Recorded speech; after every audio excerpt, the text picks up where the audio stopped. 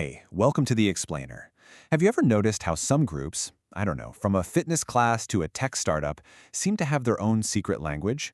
Well, today we're going to dive into Amanda Montell's book, Cultish, and unpack the really powerful, and sometimes kind of dangerous, ways that language can build a community, demand your loyalty, and totally shape your reality. Okay, let's just jump right in. So on the left, you see these terms from a yoga group called 3HO. Things like higher vibration or lizard brain. If you're not in the know, it's just gibberish, right? But if you remember, it's everything. Then on the right, you've got CrossFit, the box, WOD, beast mode. Again, totally baffling to an outsider, but it's like a badge of honor if you're in the club. One's a spiritual path, the other's a workout. On the surface, worlds apart.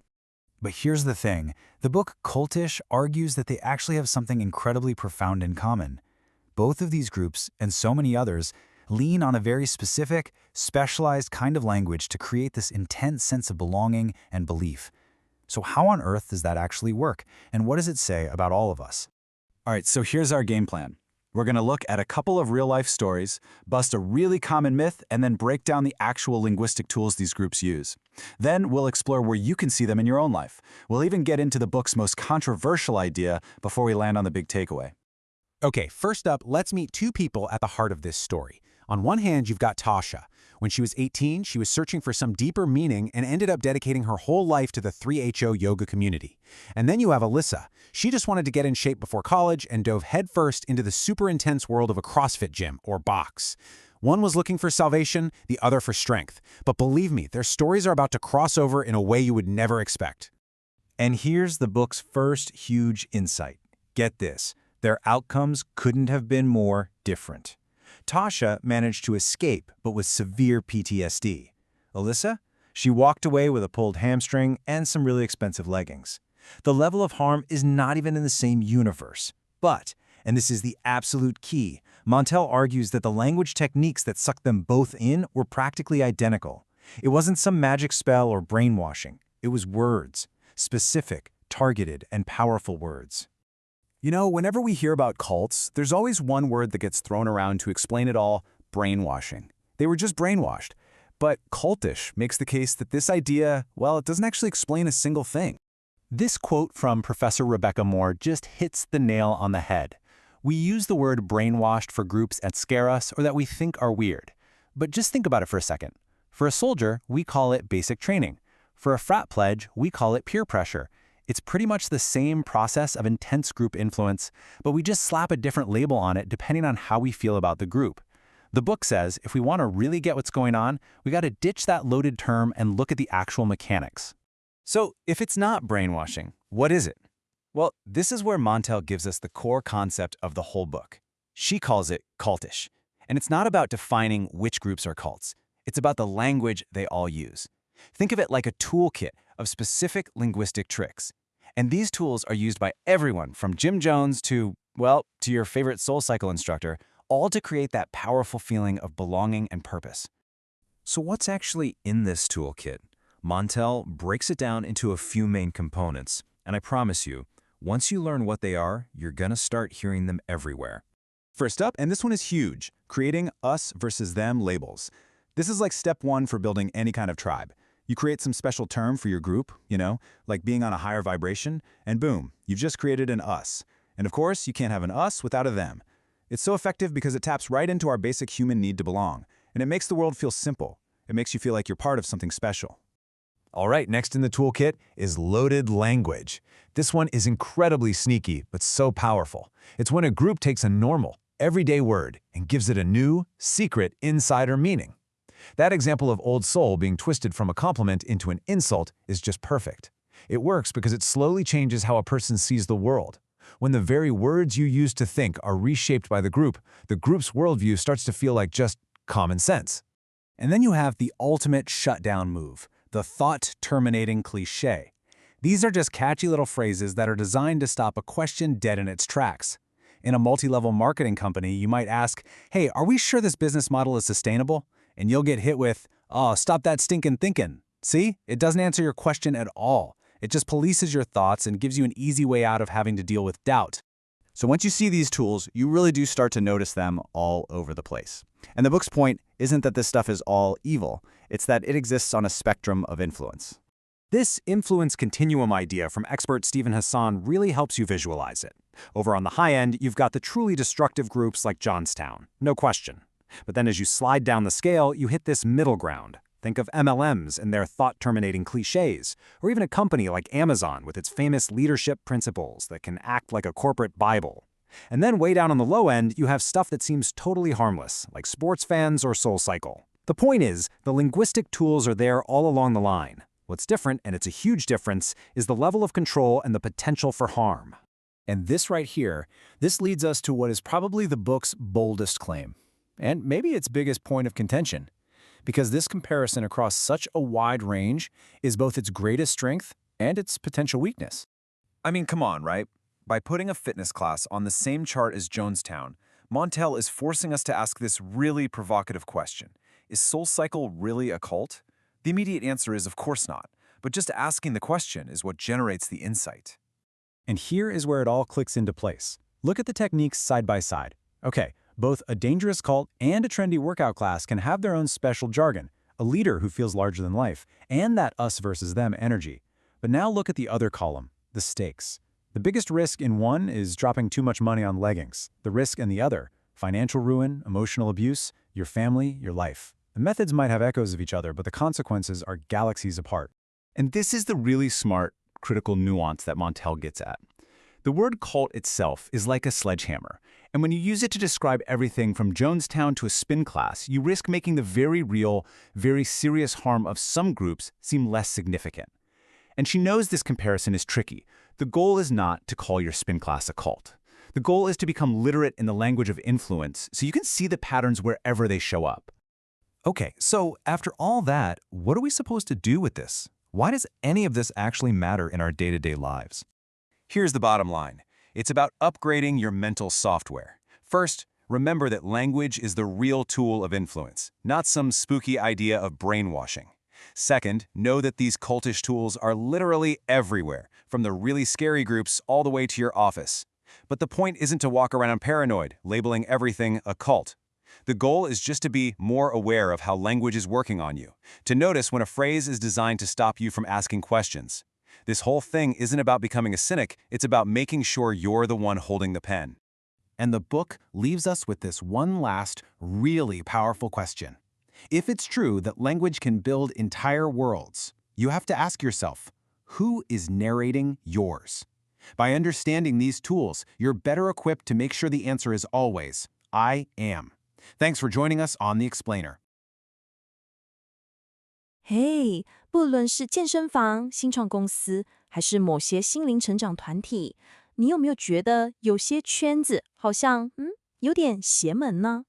但你想，这背后的原因可能不是我们常说的洗脑哦，它其实是一种更细微、更普遍，而且我们可能每天都在接触的东西——语言。让我先跟你说一个叫塔莎的年轻女孩的故事。她一直很渴望有归属感，然后她就接触到一个看起来充满灵性的瑜伽社群。你想想看，那里的泛咒，大家都穿着白袍，还有对导师的那种崇敬，哇，这一切都让她觉得自己终于找到了那个神圣的家。好，镜头一转，我们来到同一个城市的另一个角落。这里发生的事看起来完全不一样，但你仔细看，会发现一些惊人的相似之处。另外女孩艾丽莎，她迷上了 CrossFit 健身。我们来比较一下这两个地方，左边是塔莎的瑜伽团体，右边是艾丽莎的健身房。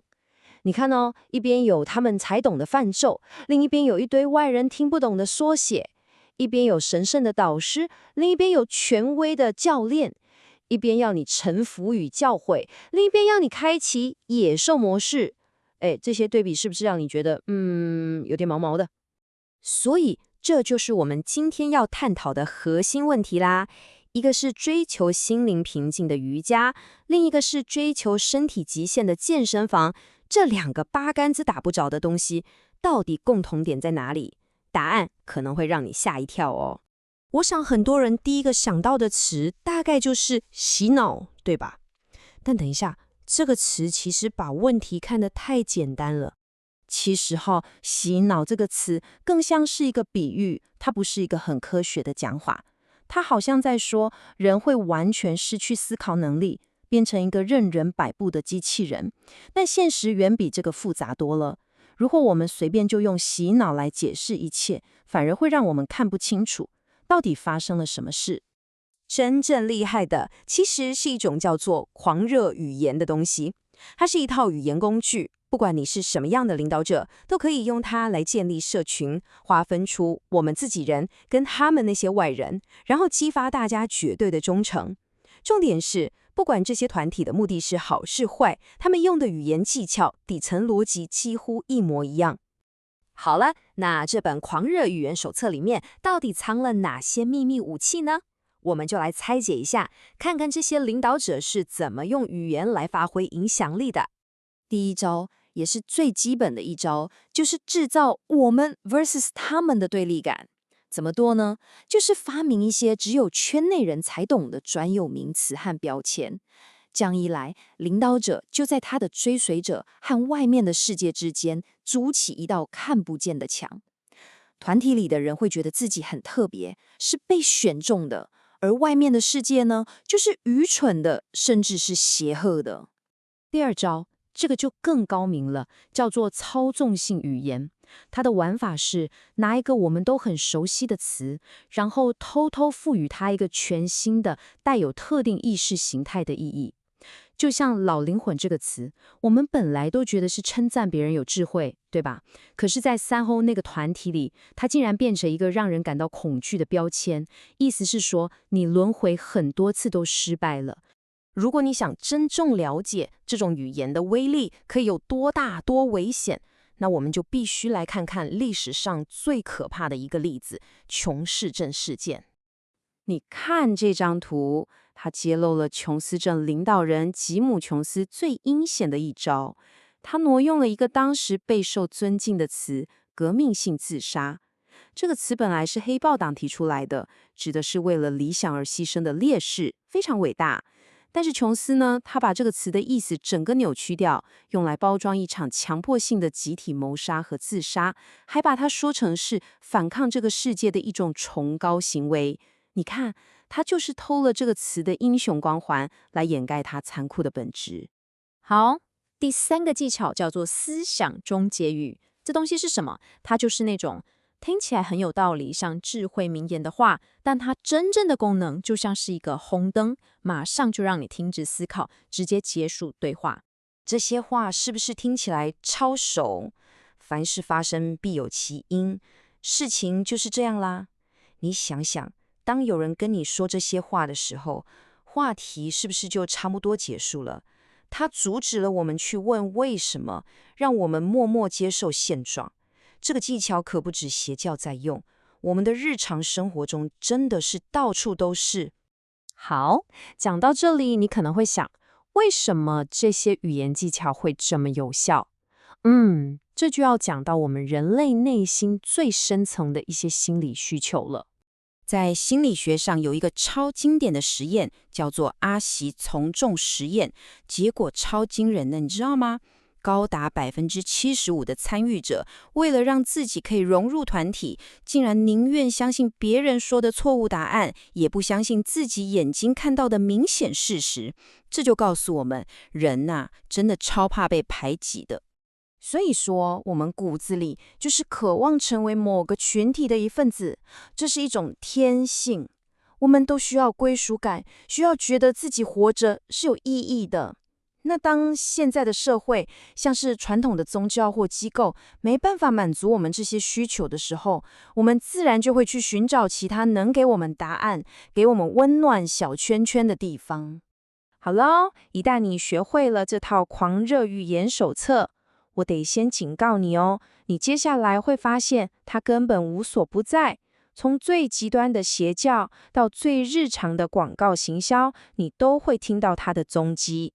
我们先来听一个最极端的，这是吉姆·琼斯在最后一刻说的话。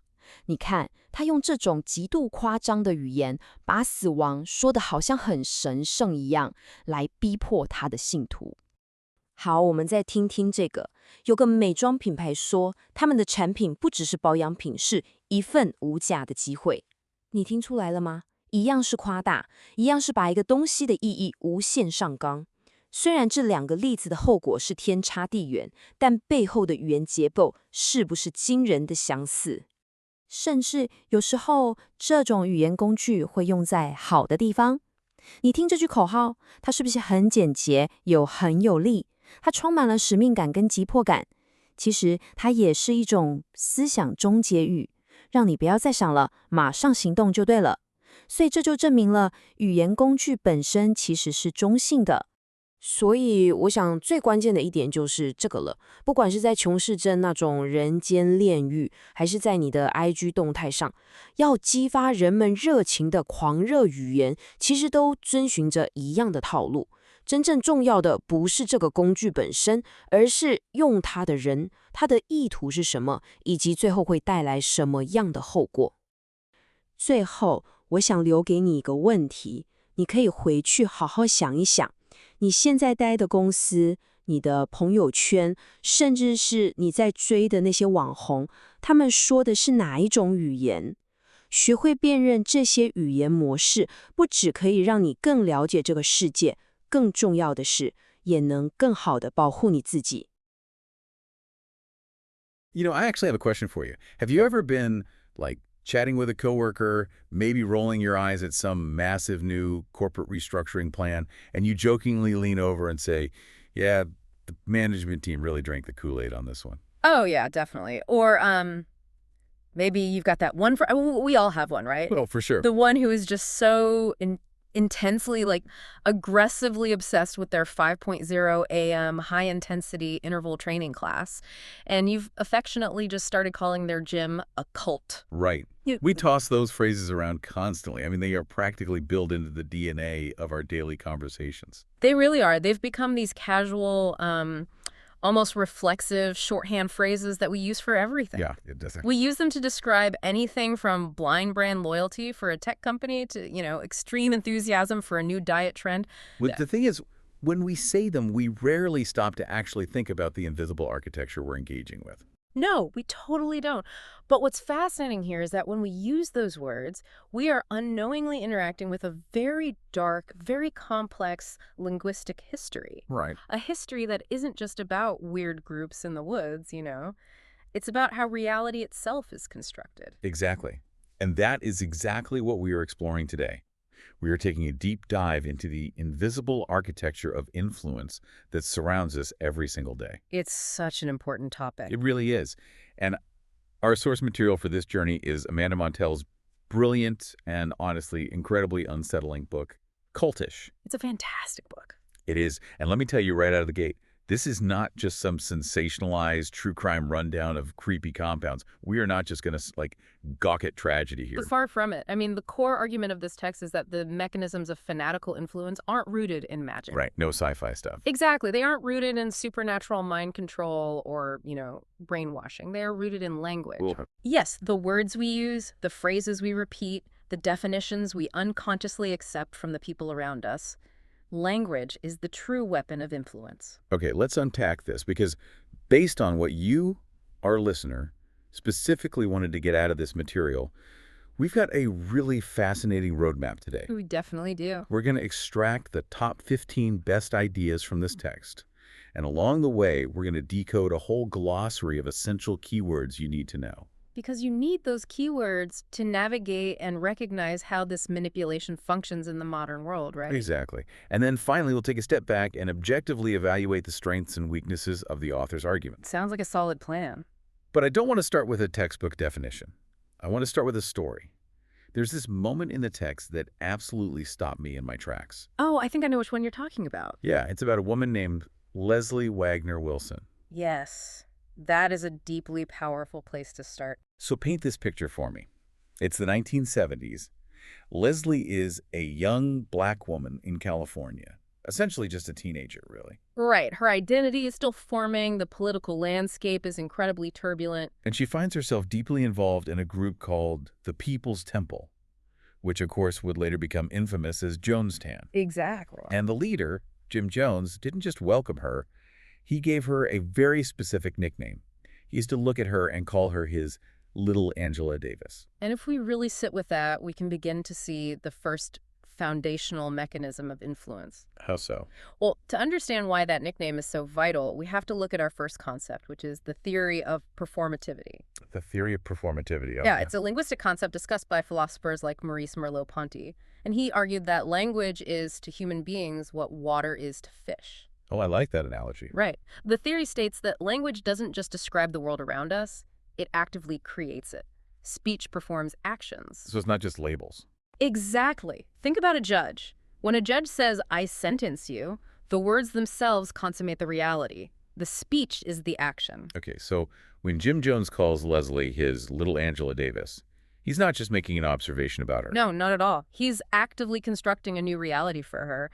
And he is utilizing a tactic we actually hear a lot about today, which is love bombing. Oh, love bombing. You hear that all over TikTok right now. You do, but we need to strip away that internet definition of the word. Right. It's not just like bringing flowers on a first date. Exactly. It's not just showering someone with generic compliments. True love bombing is the creation of a strategic illusion of intimacy. A strategic illusion. Wow. It is intense, highly personalized validation that is eventually traded for total control. Okay, so think about the psychological impact of that specific name for Leslie. Angela Davis was and is this massive icon of radical activism, intellect, and Black empowerment. Right. So by calling Leslie that, Jones wasn't just saying, "You're pretty" or "You're smart." He was saying, I see your highest potential. I see the revolutionary inside you that no one else sees. Exactly. He made her feel uniquely seen and vital to his political movement. He was validating her deepest, perhaps unspoken aspirations. And I imagined every single time he used that nickname, it just reinforced her commitment to him. It absolutely did, because to walk away from Jim Jones would mean walking away from the person who saw her as Angela Davis. The language completely bound her identity to him. Wow. But here's where I get hung up. Love bombing works if you know exactly what the person in front of you desperately wants to hear. Right. But Jim Jones was eventually preaching to thousands of people. He had young, white, bohemian college dropouts from San Francisco. Yeah, a totally different demographic. And he had elderly Black congregants who had migrated from the Jim Crow South. He had wealthy professionals. How on earth did one man know what to say to all of them? He couldn't call everyone Angela Davis. No, he couldn't. Which brings us to another critical mechanism, and that's code switching. Code switching. Usually we hear that in a different context, right? We do. In sociology, code switching usually refers to how marginalized groups alter their speech, behavior, or appearance to navigate the dominant culture. Like changing your voice at a corporate job. Exactly. It's often a necessary tactic for safety or professional survival. But in the hands of a charismatic, destructive leader, code switching becomes this Machiavellian tool. A tool to manufacture trust. Yes, false trust on an industrial scale. He essentially tailored his entire personality to whoever was sitting in the front row. So he was basically a chameleon. A chameleon of syntax.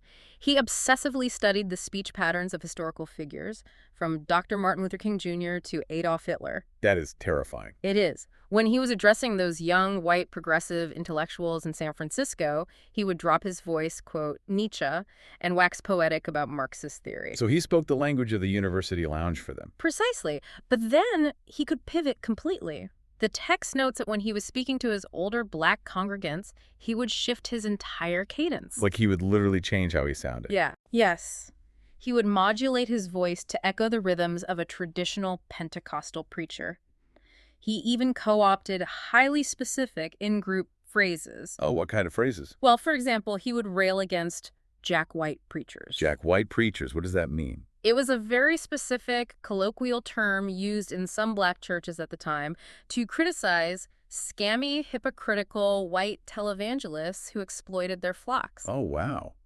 So he, a white man, used their own guarded language to attack other white men. Exactly.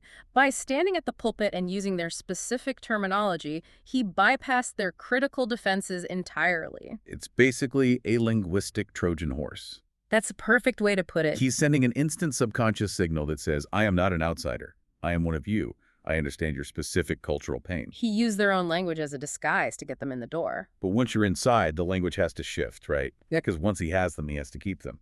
How do you prevent someone from looking out the window and realizing the rest of the world isn't like this? Well, you have to change the way they define the rest of the world. And that is achieved through the us versus them dichotomy. Ah, okay. The classic us versus them. You cannot maintain totalitarian power unless you create a severe, insurmountable psychological schism between your followers and everyone else. Creating an us inherently requires the invention of an enemy, them. Exactly. And the sources outline how modern groups do this with terrifying efficiency. Scientology is the classic example here. Right. They have a lot of jargon. They do. They don't just say, oh, people outside the church don't get it. They have highly specific clinical acronyms for anyone outside the organization, especially critics. Like SPEs. Yes. They call them SPs, which stands for suppressive persons. And if we connect this to the bigger picture, think about what that label actually does to the human brain. It's pretty profound. Right. Because if your mother calls you and says, honey, I'm really worried about the amount of money you are giving to this church, if you don't have that jargon, you have to engage with her as your mother. You have to hear her maternal concern.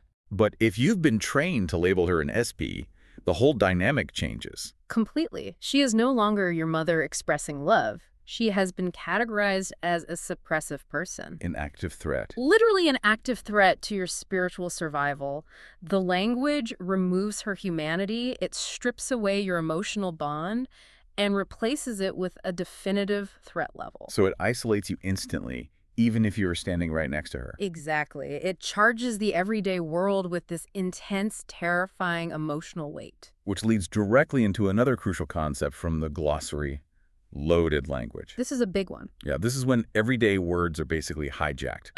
The group takes a normal word and injects it with an extreme, exclusive emotional charge that only insiders understand. The text gives a really disturbing example of this from a group called 3HO, a Kundalini yoga organization. Oh, the phrase old soul. Yes. Think about it. If someone calls you an old soul at a dinner party, you smile. It's a huge compliment. Yeah, it implies you're wise, mature, maybe deeply empathetic. Right. But in the context of 3HO, the leadership completely inverted the definition. How so? To them, if you were labeled an old soul, it meant you had been reincarnated life after life after life, and you still couldn't achieve enlightenment. Oh, wow. So you just kept failing. Exactly. It meant you were a spiritual disaster area. So a phrase that brings comfort and pride to an outsider brings absolute existential dread to an insider. That is wild. This is how leaders steer behavior without ever raising a hand. Yeah, they pack so much psychological baggage into a seemingly innocent phrase that its mere mention can spark terror, shame, or blind obedience. It's exhausting to even think about, living in a state where a compliment is actually a threat. It's a constant state of hypervigilance. So what happens when the exhaustion sets in? What happens when a follower inevitably experiences some kind of internal friction, when they start to doubt the leader? Well, there has to be a mechanism to stop the brain from rebelling, right? Oh, and there is. It might be the most famous concept in the book, the thought-terminating cliché. The thought-terminating cliché. Yeah, this term was coined by the psychiatrist Robert J. Lifton back in 1961 when he was studying thought reform. And the thought-terminating cliché is exactly what it sounds like, right? It is a semantic stop sign. A semantic stop sign. I love that phrasing. It's a catchy, easily memorized phrase aimed at abruptly halting an argument and curing cognitive dissonance. And cognitive dissonance, just as a refresher, is that highly uncomfortable psychological state you experience when you hold two conflicting beliefs simultaneously. Like, I believe my leader is perfectly good, but also, my leader just did something incredibly cruel. Exactly. The human brain hates that tension. It wants resolution. And these phrases provide the resolution by just shutting down the analytical part of the brain entirely. They really do. And the terrifying part is we use them all the time in normal life without realizing it. Like what? Things like everything happens for a reason, or boys will be boys, or it is what it is. Oh man, it is what it is. I say that all the time. We all do. But when you say it is what it is, you're essentially saying, I am completely opting out of analyzing this problem any further. Exactly. In normal conversation, they're just lazy placeholders. But in a cultish setting, they're weaponized to enforce compliance. Yes. For example, in Scientology, if you experience a horrific tragedy, say you get into a car accident, or you were deeply betrayed by a friend, the leadership will tell you, you pulled it in. Meaning your own negative energy attracted this disaster. Right. It entirely absolves the environment of any fault and places all the blame on you, stopping you from questioning the safety of the group. Or look at the QAnon movement. When their elaborate predictions repeatedly failed to come true, the constant echoing refrain was, trust the plan. Right. Don't look at the evidence, don't analyze the failure, just trust the plan. It's an instant sedative for doubt. What's fascinating here, and what the author points out so brilliantly, is that even the word brainwashed operates as a thought-terminating cliche. Wait, really? Calling someone brainwashed stops thought. Isn't that a psychological diagnosis? Not at all. Think about it practically. If you and I are sitting at a coffee shop trying to genuinely understand why a smart, capable person we know joined a radical political group. We could spend hours dissecting it, right? Yeah, their socioeconomic background, their desire for community, their vulnerability after a recent divorce. It requires deep empathy and rigorous analysis. But if I just throw my hands up and say, well, they're just brainwashed, the conversation is over. Wow. Well, I never thought about it that way. It immediately kills the discussion. It leaves no room to explore the actual messy, complex human motivations behind their behavior. It's like an armchair therapist term that makes the speaker feel superior and safe. Exactly, without requiring them to do the hard work of actual understanding. It separates us, the rational people, from them, the broken automatons. That completely flips how I view that word. And speaking of the modern evolution of these terms, there's one more piece of vocabulary we need before we dive into the core ideas. Oh, right. It's a newer term, and it perfectly encapsulates how this language is adapting to the internet. Conspirituality. Conspirituality. It's such a weird word. It is, but it describes the fascinating, often bizarre intersection of New Age wellness spirituality and right-wing conspiracy theories. Right. And it relies heavily on vague, highly loaded terms. You'll hear phrases like the Great Awakening, paradigm shift, or 5D consciousness, blending seamlessly with political terms like the deep state or the cabal. It's like the merging of the yoga studio and the dark web message board. That is exactly what it is. It takes the conspiracy theorist's fundamental belief that a secret, malevolent force is controlling the world and merges it with the New Age belief that humanity is on the precipice of a massive mystical shift in consciousness. And Montel's research points out a profound sociological overlap here. What kind of overlap? Well, both groups are inherently suspicious of mainstream institutions, be it Western medicine or the federal government. Oh, I see. And both groups believe they possess hidden esoteric knowledge that the sheeple are blind to. So when the algorithms on social media begin suggesting content, the language of wellness and the language of paranoia naturally fuse into this new, incredibly potent vocabulary. It's a perfect example of how cultish language doesn't just live in the past. It adapts to our current anxieties and our technologies. Okay, we have the linguistic foundation now. We understand performativity, love bombing, code switching, the us versus them dichotomy, loaded language, thought-terminating cliches, and conspirituality. That's quite the toolkit. It is. Yeah. Let's shift gears and dive deep into the core thesis of the text. We are going to explore the top 15 best ideas from Cultish, and we'll start with part 1, redefining the cult. Let's do it. Idea number 1 really challenges our binary thinking. The text argues that cultish influence exists on a vast, everyday spectrum. This is a crucial paradigm shift because most of us operate on a simple, comforting binary, right? Right. A group is either a 100% evil, mind-controlling cult, or it's a 100% normal, healthy club. But human sociology doesn't work like an on-off switch. The cult expert Stephen Hassan describes it as an influence continuum. Okay, an influence continuum. Yeah. On the extreme destructive end of the spectrum, you absolutely have your Jonestowns, your Heaven's Gates, your NXIVMs. The terrifying one. Yes. These groups utilize extreme deception, physical and financial isolation, and explicit threats of violence to maintain control. But on the other end of the spectrum, the harmless or even ethical end, you have intensely devoted fan bases. Like Taylor Swift fans, the Swifties. Exactly. You have people who are passionately, almost religiously devoted to their sweet green salads or their Peloton instructors. But I have to push back here. Isn't it a bit absurd to put a pop star's fandom on the same spectrum as a group that committed mass murder? It sounds totally absurd until you look strictly at the linguistic architecture. Okay, walk me through that. The text argues that both ends of the spectrum use strikingly similar linguistic tools to build solidarity. Like the jargon we talked about. Exactly. A Peloton instructor uses loaded language, renaming rituals, calling followers a specific tribe or pack, and in-group jargon to create a powerful us versus them identity. The mechanics of building a devoted community are fundamentally the same. Wow. Okay, so what separates them? That is the vital distinction. The stakes. Ethical groups are upfront about what they want from you, usually just your money or your enthusiasm, and leaving the group comes with absolutely no serious consequences. Right. If you decide tomorrow that you hate Taylor Swift and you are selling your concert tickets, the Swifties are not going to show up at your house and physically lock you in a compound. Exactly. Your life is not in danger. Destructive groups, however, operate on coercion.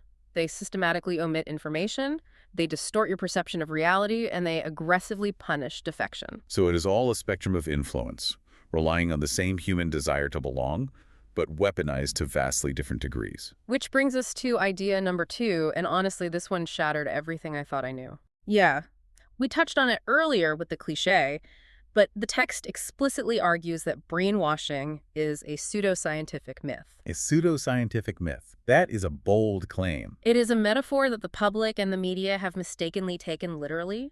For decades, we've treated brainwashing as if it were a mechanical rewiring of the brain. Like a magical incantation that, if spoken correctly, could force any rational person to become a mindless zombie. But the data just doesn't support that at all. The text leans heavily on sociologists and scholars like Rebecca Moore and Eileen Barker. Oh, Eileen Barker's work is particularly mind-blowing. It really is. In the 1970s, during the absolute height of the American panic over cults and mind control, she conducted a massive, rigorous study on the Unification Church, colloquially known as the Moonies. And the Moonies were considered the ultimate brainwashers. Parents were terrified of them. Exactly. Barker got access to their intense recruitment workshops, the actual weekend retreats out in the country where the supposed mystical brainwashing was taking place. And she tracked the numbers, right? Yes. Of all the people who attended these highly manipulative, isolated recruitment weekends, what percentage do you think actually stayed and joined the group? Well, if brainwashing worked like magic, you'd expect a massive retention rate. 90% of them simply walked away. 90%. Yes, they went, they listened to the pitches, they endured the love bombing and the jargon, and then they went back to their normal lives. That's incredible. If brainwashing was a real, irresistible mechanical process that could force anyone to comply, that number should be exponentially lower. It proves that human agency is incredibly resilient.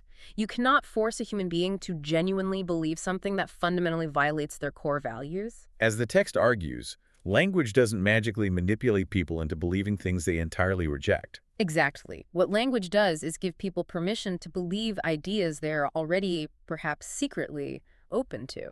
It exploits existing vulnerabilities. It doesn't invent them out of thin air. Right. If you are deeply lonely, grieving, or feeling politically disenfranchised, a leader's language can offer you a comforting narrative. But if you aren't looking for what they're selling, no amount of chanting is going to rewire your brain. And if brainwashing isn't a scientifically valid concept, that leads us directly to idea number 3. The word cult itself is inherently subjective, academically useless, and historically weaponized.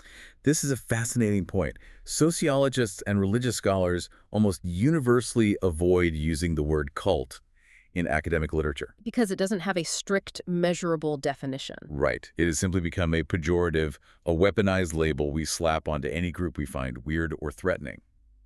The author quotes the religion scholar Reza Aslan, who famously said, "The biggest joke in religious studies is that cult plus time equals religion." It's so true. If a fringe group survives the death of its founder and manages to stick around for a few centuries, it graduates. It gains institutional respectability, tax-exempt status, and we stop calling it a cult. I mean, Christianity started as an apocalyptic fringe sect of Judaism that the Roman Empire viewed as a dangerous, cannibalistic cult. Exactly. But the text highlights how incredibly dangerous the cult label can be in the present moment, because words dictate policy. And the most tragic example of this is the siege of the Branch Davidians at Waco, Texas in 1993.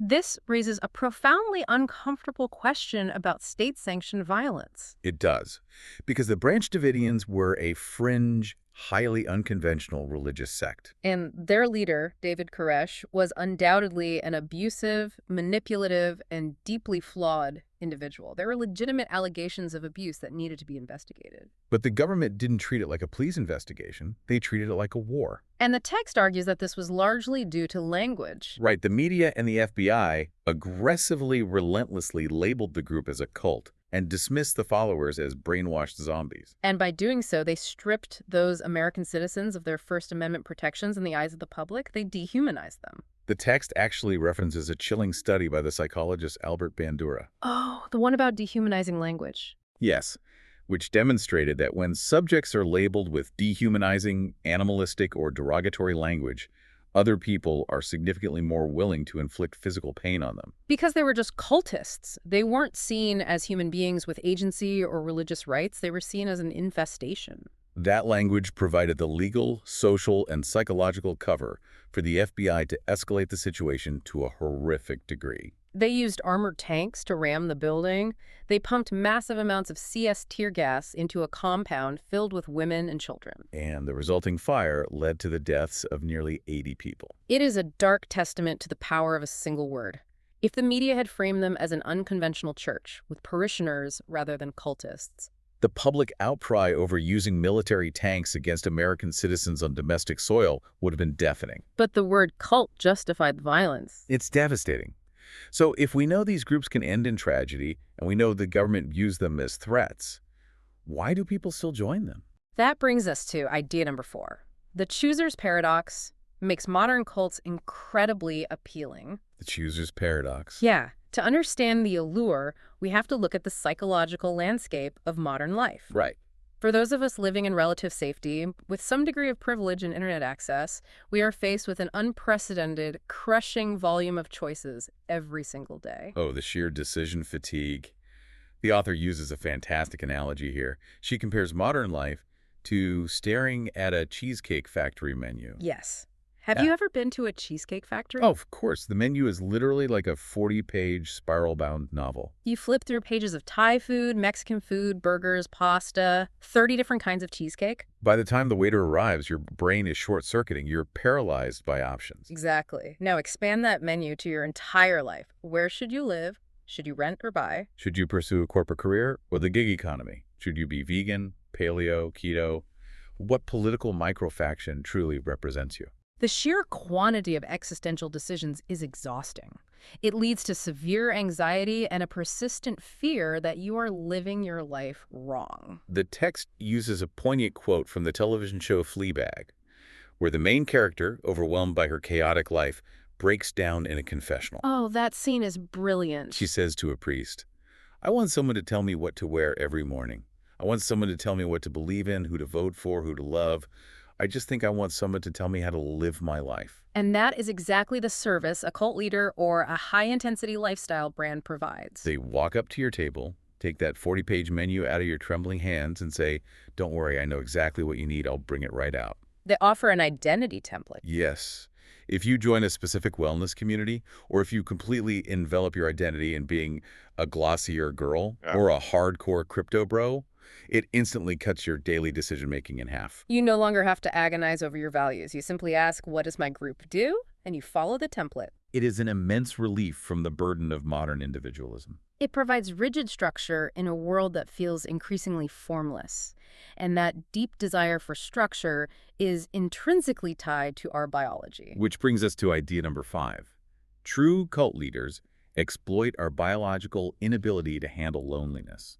We like to think of ourselves as independent, rational actors, but we are not. We are pack animals. We are not built for isolation. No, the text dives into the neurobiology of connection, noting that when human beings engage in group rituals, whether that's chanting in a temple, doing the wave at a football stadium, or singing hymns, our brains literally flood with dopamine and oxytocin. We get neurochemically high on synchronized connection. We are evolutionarily wired for the tribe because for thousands of years, being separated from the tribe meant literal death by starvation or predators. And the fear of being cast out is so deeply embedded in our DNA that it can literally override our objective senses. The text references a classic study in psychology to prove this, the 1951 Asch conformity experiment. This perfectly illustrates the point. Imagine being a subject in this experiment. You walk into a sterile university room and sit at a table with 7 other people. You think they are fellow volunteers, but they are actually actors working for the scientists. Right. And the task is incredibly simple. Absurdly simple. The scientist holds up 2 cards. One has a single line drawn on it. The other has 3 lines of vastly different lengths. The scientist asks the group, which of the 3 lines matches the single line? The answer is blatantly, objectively obvious. Any kindergartner could get it right. But the scientist asks the actors first. Yes. The actors look at the obvious answer, and they confidently, uniformly pick the wrong line. One by one, they all agree on the wrong answer. Then it's your turn. You are sitting there, sweating. Your own eyes are telling you one thing, but the entire tribe is telling you another. And what happens? 75% of the actual test subjects ultimately caved at least once. They ignored their own physical eyesight and agreed with the majority's incorrect answer. 75%. Just to fit in. Just to avoid the excruciating discomfort of being the nail that sticks out. It is wild. It really is. And it perfectly transitions us into part 2 of our ideas countdown, the architecture of control. We've established why we are vulnerable. We are exhausted by choices and biologically terrified of being alone. So how do leaders capitalize on that? How do they build the cage? That brings us to idea number 6. Isolation happens through specialized jargon, not just physical communes. We have this cinematic idea that to join a cult, you have to pack your bags and move to a compound in the Guyanese jungle. Right, out in the middle of nowhere. But you don't need physical walls to isolate someone. Language can create an invisible, impenetrable barrier. The text uses the infamous Heaven's Gate group as a prime example. Marshall Applewhite, the leader, constructed a highly specific science fiction-inspired vocabulary for his followers. If you were in Heaven's Gate, you didn't have a kitchen. You prepared food in the neutral lab. You didn't do your laundry, you went to the fiber lab. You weren't a follower, you were a student enrolled in the classroom. By systematically replacing standard English with these alien terms, they mentally severed their ties to the rest of society. Think about it. If you go home for Thanksgiving and try to explain your life, but you keep referring to your kitchen as a neutral lab, your family isn't going to understand you. You sound crazy to them. And their confusion reinforces the leader's narrative that the outside world is primitive and unevolved. You stop being able to relate to outsiders because you literally no longer share a common tongue. It keeps you in craft, as they called it. It creates an island of the mind. And once you are on that island, the next step is to ensure you never want to swim back. That leads to idea number 7. Renaming rituals solidify total submission. When you shed your birth name, you are actively shedding your past identity, your personal history, and your familial ties. You are being reborn entirely within the construct of the group. We see this across so many different types of groups. In 3HO, the yoga group we mentioned earlier, followers were assigned entirely new names based on numerology by the leader, Yogi Bhajan. Right. Women were given the middle name Kaur, meaning princess. Men were given Singh, meaning lion. And everyone was required to take the last name Khalsa. Or back to Heaven's Gate, where members stripped away their first names and added the suffix Odi to their new monikers. Du, Ti, Elodi, Ivodi. It is an act of total psychological commitment. You are implicitly stating, I am not who I was. I am the creation of this leader. Your identity is no longer your own property. It belongs to the collective. Okay, so you've isolated me with jargon, and you've given me a new name. But what happens when the honeymoon phase ends? Eventually, I'm going to get tired or frustrated or see a flaw in the leadership. Right. How do they stop the brain from critically analyzing those flaws? Through an incredibly insidious tactic. Idea number 8. Destructive leaders intentionally induce confusion to create dependency. This is essentially structural gaslighting. And the text dives deep into how Scientology masters this through practices known as word clearing and study tech. The founder, L. Ron Hubbard, constructed a massive labyrinthine theology. And he wrote that if a follower ever disagreed with his teachings or felt confused or even just yawned while reading his books, it was absolutely never because the teachings were flawed or boring. Of course not. The leader is infallible. Right. Hubbard claimed that any negative reaction was the direct result of the follower passing a misunderstood word, or an MU. And the process of clearing that word is a literal nightmare. Imagine you are reading a text, and you express a sliver of doubt to your auditor. The auditor stops you and makes you look up the word you were supposedly confused by in a massive specialized dictionary. If, while reading that definition, you don't perfectly understand another word in that sentence, you have to look that word up. It creates an endless fractal chain of definitions. You might spend hours looking up the etymology of the word of or the lis. You might be forced to write dozens of sentences using the word, or, and this is a real practice, sculpt the meaning of an abstract concept out of Plato. It's an exercise designed to induce utter cognitive exhaustion. Imagine you are an adult, you only have a few hours of free time a week, and you're spending all of it trying to define a preposition with children's clay while someone watches you. The ultimate goal is to completely break down your cognitive stamina. Eventually, the brain just gives up. You stop questioning the text because the punishment for questioning it is hours of agonizing, confusing bureaucracy. You learn to just blindly nod and agree in order to stop the grueling process. The confusion breaks your independence, and you become entirely dependent on the organization to tell you what is true and what is false. Which brings us to idea number 9. And for me, this was the most profound paradigm shift in the entire book. Oh, definitely. It is a major historical misconception that the text completely shatters. Doomsday suicides are never premeditated rituals. They are desperate acts of cornered opportunists. This point completely reframes the tragedy of Jonestown. It really does. For decades, the media has perpetuated this horrific, almost cinematic idea of the White Knight.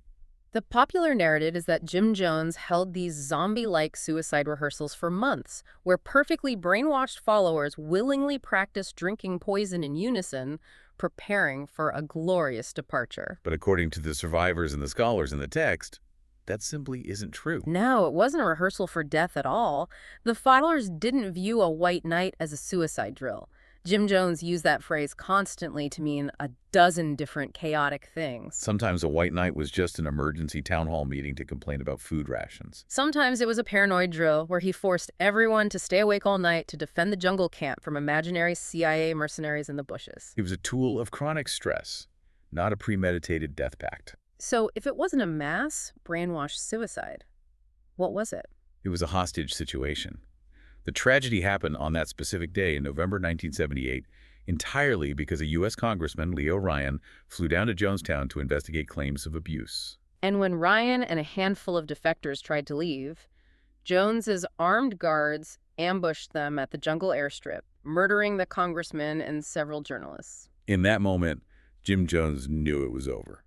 He was a malignant narcissist, and his grand illusion had just violently collapsed. He knew the United States military would be coming for him. He was trapped.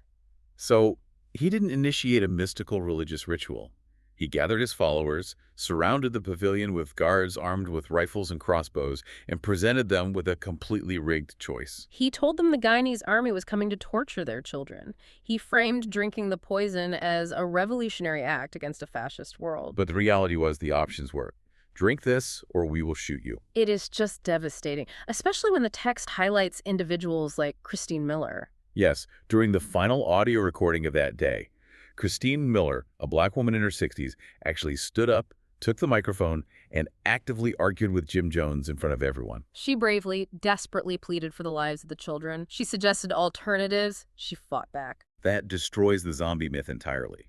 It wasn't mind control, it was mass murder, orchestrated by a coward who was losing his grip on power and decided that if he couldn't live, no one else was allowed to either. But how did he keep the crowd relatively subdued while orchestrating such madness? How did he keep the panic from boiling over into a full riot? That leads to idea number 10.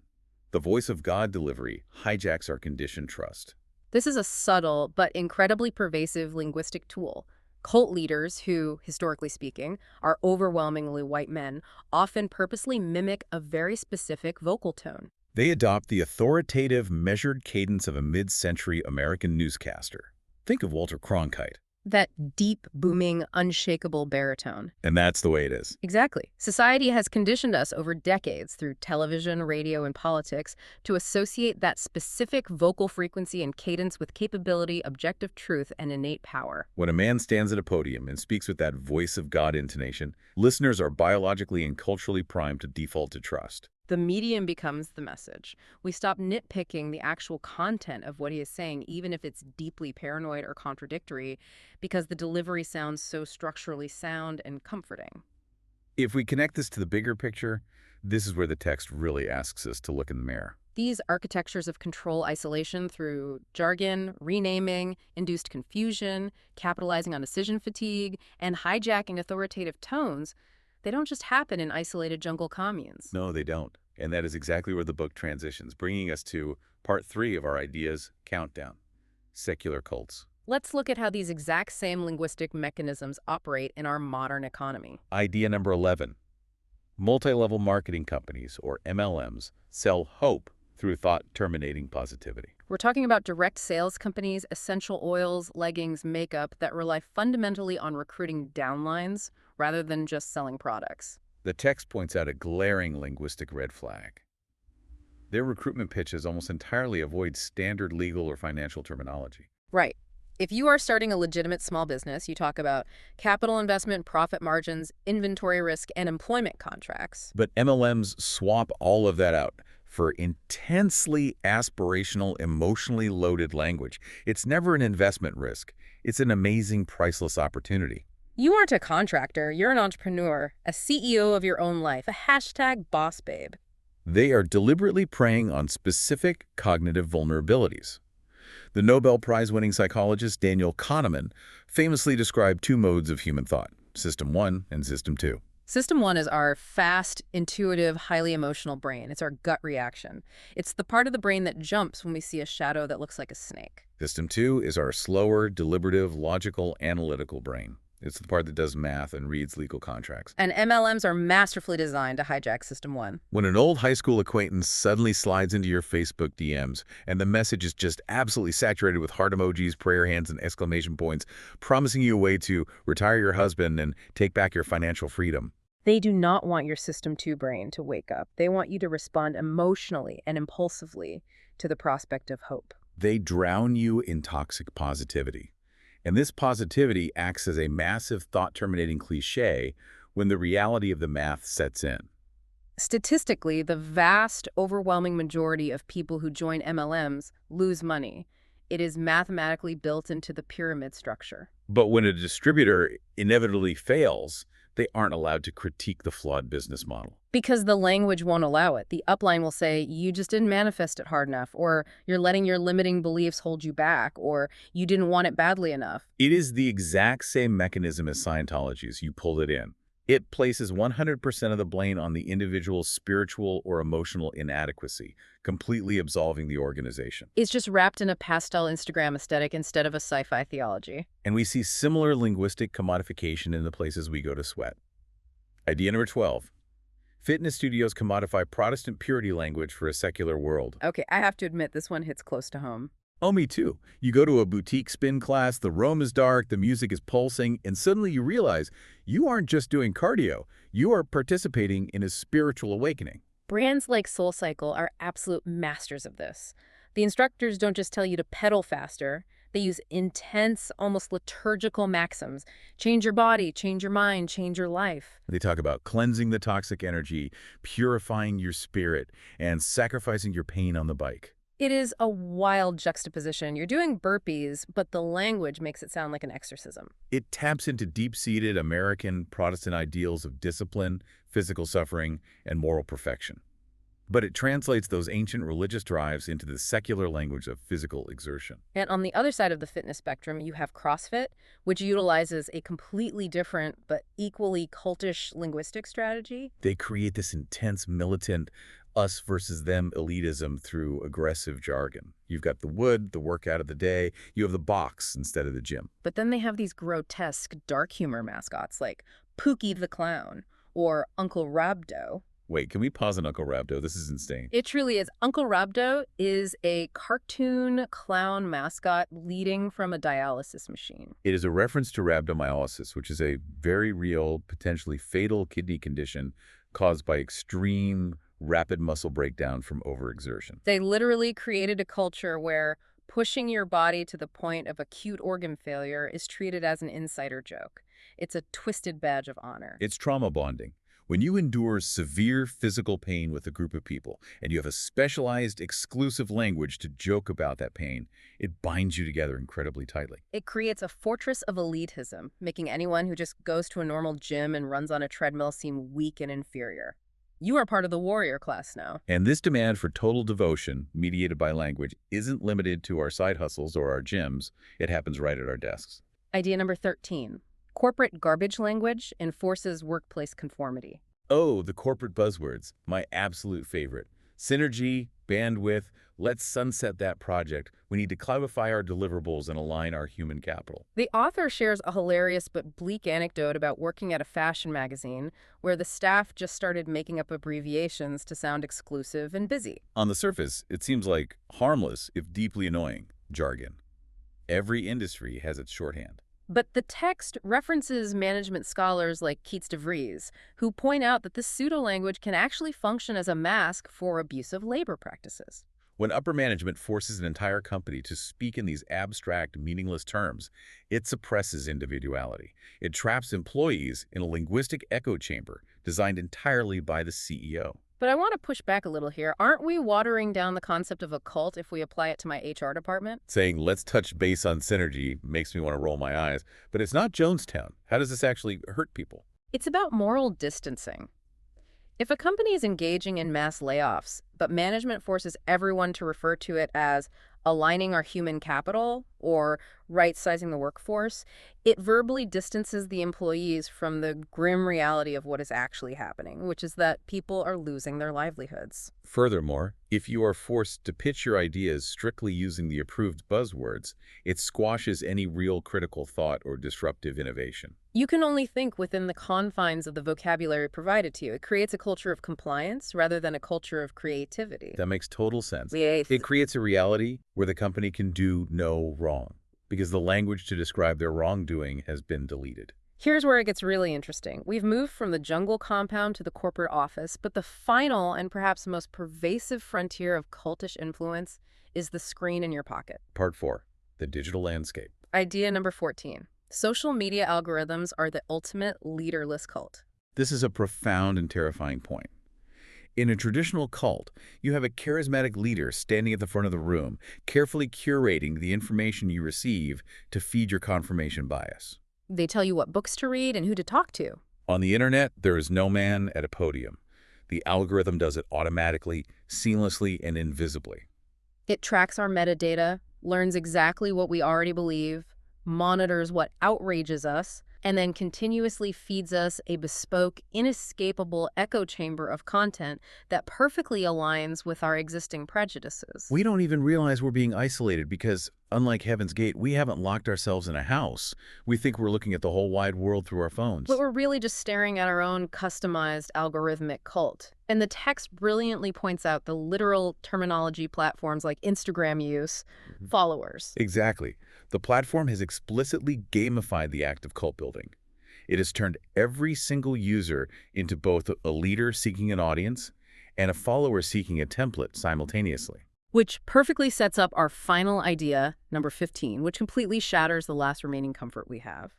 High intelligence does not protect you from cultish influence. We all harbor this comforting stereotype of the gullible cult member. We think, oh, I have a master's degree. I'm too smart, too rational to ever fall for that. But the text, citing science writers like Michael Shermer, completely dismantles that arrogance. Shermer explains that highly intelligent people are actually just better at defending weird, irrational ideas that they arrived at for completely non-logical, emotional reasons. Meaning, if you are really smart, you can construct a highly elaborate, intellectual-sounding defense for why you believe something entirely crazy. Your intelligence is just a tool to rationalize your emotional vulnerability. The text uses online wellness gurus as a prime example of this. Influencers like Joe Dispenza or Teal Swan. They aren't targeting uneducated people. They are specifically targeting educated millennials and professionals. And they do it by using fake physics jargon. They co-opt the language of hard science. They use words like quantum fields, vibrational frequencies, cellular memory, or upgrading your DNA. To a layperson who has a liberal arts degree but no rigorous background in particle physics, it sounds profoundly scientific. It sounds legitimate. It satisfies their intellectual vanity.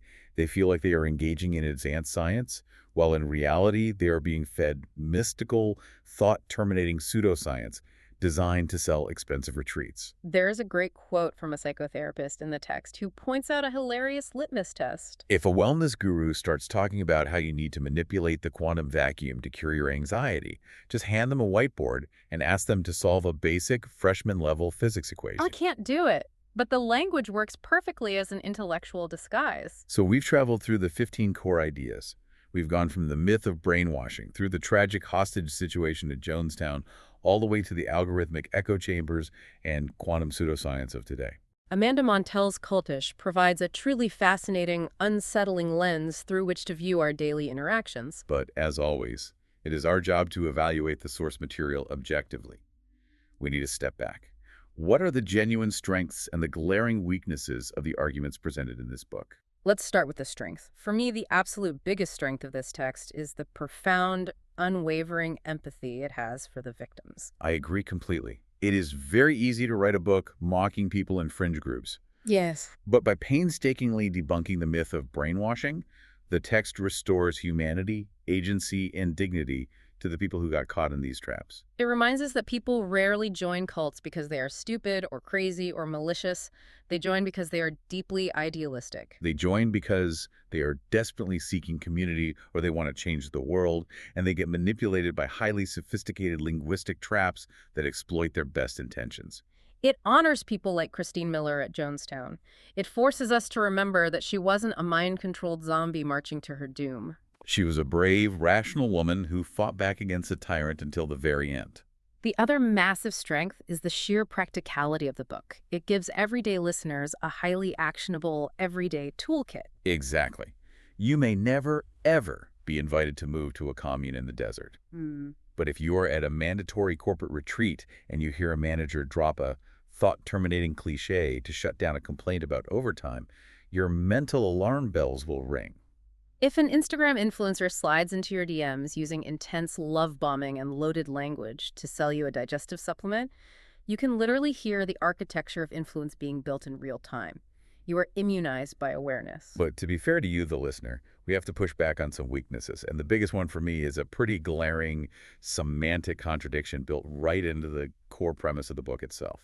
This raises a very important, critical question about the text. The author spends an entire early chapter explicitly explaining that the word cult is highly subjective, academically useless, and historically incredibly dangerous. She uses the tragedy at Waco to prove that the word is essentially just a weaponized pejorative. Right. She firmly establishes that cult is a biased, flawed word that we shouldn't rely on, but then she titles the book Cultish. And she uses that derivative word to describe literally everything else in the text.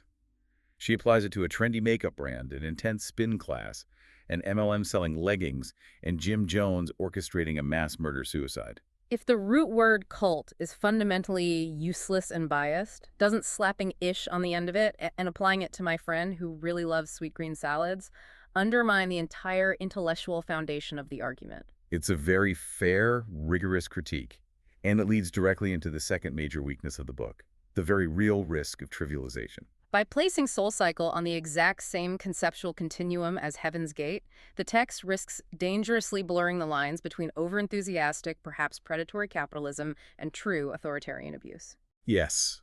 This is what kept bothering me in the later chapters. A harsh, demanding cycling instructor telling you to push past your physical limits in a dark room is fundamentally, morally, and structurally not the same thing as Marshall Applewhite preparing 39 isolated people to commit a cosmic suicide so they can board a UFO behind a comet. When we use the exact same linguistic framework and vocabulary for both of those scenarios, do we lose the ability to name true, unadulterated evil when we see it? We risk diluting the severity of genuine coercion.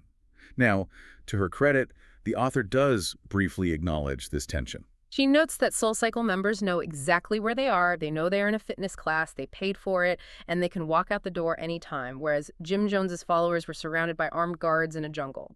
But despite that caveat, the overarching relentless use of the umbrella term cultish can make those crucial boundaries feel uncomfortably porous. It treats extreme manipulation and aggressive marketing as cousins, which can feel deeply dismissive of the profound trauma experienced by survivors of destructive groups. It's a fantastic point.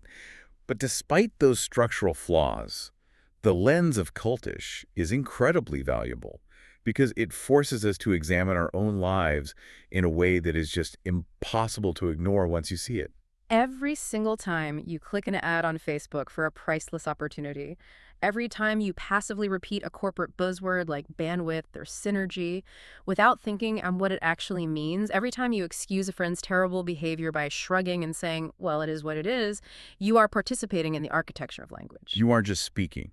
You are shaping reality. And that leaves us with a final unmentioned concept to ponder as we wrap up this deep dive. If we accept the premise that language is the ultimate tool that binds us to a group's reality, If the words we use and the words we consume literally dictate the boundaries of what we are capable of believing, what happens when the words stop? what happens to your internal monologue when you disconnect from the internet, leave the office, turn off the podcast, and just sit in absolute silence? When you strip away the corporate jargon masking the grind, when you mute the algorithmic hashtags telling you what to buy, when you ignore the fitness mantras demanding perfection, and when you finally stop relying on thought-terminating cliches to soothe your anxieties, who is actually narrating your thoughts when no one else's words are there to guide you? That is a deeply unsettling but necessary thing to mull over on your next silent walk. Thank you for joining us on this deep dive. Stay curious, deeply question your vocabulary, and keep exploring the architecture around you. And remember, the next time someone offers you the Kool-Aid, maybe just ask what the ingredients are first. This submitted material explores how manipulative language and specialized jargon are used to cultivate cult-like influence across a wide spectrum of groups, from destructive organizations to modern fitness brands. Right. Okay, so what I really like about this part is how vividly it synthesizes complex linguistics with sociology, providing a highly engaging read. Yeah, it really is. Because this is already a very strong foundational text, we are going to calibrate our critique today to focus on high-level, rigorous editorial enhancements to maximize its authority and impact. I'm very much looking forward to this. There's an incredible opportunity here to sharpen the analytical edge. Absolutely. Let's look closely at the section discussing the linguistic mechanics of cults alongside the author's conversational delivery. Okay, yeah. The highly conversational and informal tone successfully engages a mainstream audience, but frequently risks undermining the gravity and credibility of the underlying sociological research. That's clearly laid out. I wonder, though, if we've considered whether this casual voice is exactly what makes intimidating linguistic concepts accessible to the average reader. How do we tighten the authority without losing that vital accessibility? I hear that. I mean, we definitely don't want to strip the snark completely. Right, the humor works in places. Exactly. But the weakness in the current draft isn't the humor itself. It's the lack of a tonal boundary. Oh, I see what you mean. Yeah, like throughout the material, we see this extensive use of casual colloquialisms mixed directly into heavy academic theory. You know, you've got terms like woo-woo and boss babe. Right. Or even just casually dropping shit when describing someone's realization of abuse. Right. And then, in the exact same paragraph, the text introduces rigorous academic research. Yeah, you're bringing in serious sociologists who spent years studying coercion, or psychological anthropologists talking about how language literally alters reality. So when you place those dense, academically rigorous insights right next to, a sarcastic joke about overpriced yoga leggings, the resulting tonal dissonance is jarring. It really is. It gives you a bit of whiplash. Deep psychological trauma and systemic abuse are basically being described in the exact same breezy register as a trendy fitness class. Right. And when the voice stays that uniformly breezy, the reader kind of subconsciously devalues the severity of the manipulation. Exactly. The credibility of the research becomes a casualty of the conversational style. So how do we fix that? Well, our suggestion is to elevate the academic voices and create a stronger tonal boundary between the personal anecdotes and the sociological analysis. Okay, so keeping the engaging voice for the personal stories, but then Cleanly shifting into a more authoritative, objective register when presenting academic evidence or, analyzing severe trauma. that makes sense. Like deliberately changing the register to signal that we are moving into objective science. Let's look at a concrete example of this. When transitioning from the anecdotal story of womb regression at SoulCycle to the introduction of Stephen Hassan's influence continuum, Right, the bite model. exactly, the author should purposefully shift the vocabulary to be more clinical and objective. Because that model is a heavy diagnostic tool used by mental health professionals. Yes. So instead of immediately pivoting back to snarky commentary about toxic positivity, let the academic framework stand on its own to ground the chapter. Strip away the sarcasm so the weight of the emotional control is actually felt. Right. And of course, adjusting the register around academic citations is just one of a few out of all possible ways to solve this tonal imbalance. You could use formatting breaks or separate chapters, sure. Exactly. But this tonal blending of the casual and the severe leads directly into a structural issue regarding how different groups and organizations are categorized throughout the text. Okay, let's get into that. The broad application of the term cultish blurs the crucial boundary between benign community building and genuinely harmful psychological coercion. Is there a risk that focusing solely on the shared linguistic traits, like thought-terminating cliches, might overlook the systemic, real-world harm disparities between a fitness class and a destructive commune? That is precisely the weakness here. Yeah. By placing SoulCycle, MLMs, and Jonestown on the same continuum based heavily on shared vocabulary, the text does not adequately distinguish between benign fandoms and high-control cults. Because you're treating them as if they pose the exact same level of danger. Right. While the text briefly mentions ethical cults, the persistent use of the umbrella term Cultish really dilutes the severity of actual abuse. It inadvertently makes it seem as though chanting on a spin bike is a direct comparable gateway to the dangerous extremism seen in groups like Heaven's Gate. Exactly. I mean, let's think about a thought-terminating cliché. Right, when an instructor yells, "Push past your limits." Right. That overrides your brain's natural response to exhaustion. But when a high-control group leader says, "Questioning my authority is a sign of a lower vibration." Well, the purpose there isn't a workout. It's to dismantle your psychological agency. Exactly. One person is building a temporary sweat lodge, and the other is building a prison. Wow, yeah. That's a vital distinction. So our suggestion is to establish a firmer, more rigorously applied sociological framework for measuring the harm of the language. Right, effectively separating temporary ritualistic language from totalizing coercive control. Yes. We need concrete examples here. You could dedicate a distinct analytical paragraph to contrasting the exit costs of a benign fandom with those of a high-control group. Exit costs. Like what happens the day you decide to walk away? Exactly. Explicitly show how leaving a group like SoulCycle might result in lost casual friendships. Which is just a temporary social cost. Right. You unclip from the bike and leave. But leaving Scientology or 3HO involves systemic financial, emotional, and physical retaliation. There's no stepping out of ritual time in those groups. The language governs everything: your sleep, your bank account. Exactly. And we should point out that defining the boundaries of exit costs is just a few out of all possible ways to tackle this crucial distinction. You could look at financial transparency or physical isolation, too. Absolutely. It's just about providing a clear rubric for measuring real-world harm.